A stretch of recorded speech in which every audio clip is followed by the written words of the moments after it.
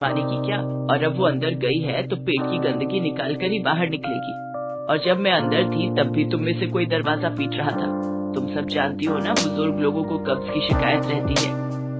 अगर आपको कब्ज की शिकायत रहती है तो सुबह जल्दी उठकर फ्रेश हो जाया कीजिए। आपकी कब्ज के चक्कर में तो हम लोगों के पेट के बुलबुले उठने लग पड़ते हैं। ये सब बातें छोड़ो मम्मी जी, अब ये बताओ कि कब तक हम ऐसे ही एक टॉयलेट में जाते रहेंगे? उम्र भर ऐसे ही जाना होगा। क्या मतलब? मतलब ये कि शुक्र मनाओ तुम लोगों को एक टॉयलेट तो नसीब हुआ।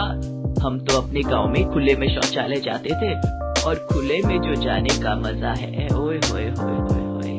इतना कहते ही शीला चुप हो जाती है। पर मम्मी जी, आपकी इतनी सारी बहुएं हैं, आपको 2 टॉयलेट तो बनवाने ही चाहिए ना। आई बड़ी 2 टॉयलेट वाली, ये घर है, कोई तेरे बाप का होटल नहीं जो 2-2 टॉयलेट चाहिए तुम्हें। मम्मी जी, पर जैसे यहाँ लाइन लगी है ना, ये किसी के घर का टॉयलेट नहीं बल्कि किसी चौल का सुलभ शौचालय मालूम होता है। हाँ, बस इसका ये एक सुख है कि हमें धोने के लिए बाल्टी और मग्गा लेकर नहीं आना पड़ता। निधि बोल ही रही थी कि तभी वहाँ खड़ी राखी जोर से बदबूदार गैस छोड़ती है। उसकी बदबू से वहाँ खड़े सभी अपनी नाक पर हाथ रख लेते हैं। उसके ऐसा करते ही शीला कहती है, हाय मोरी मैया, ना जाने क्या ठूसा था इस कमबख्त ने रात में जो इतनी गंदी बदबू निकाली है।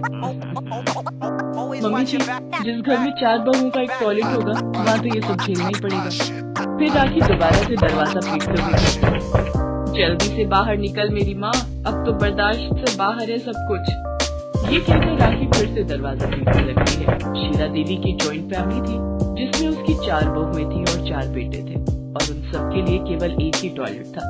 सारा घर एक ही टॉयलेट यूज करता था।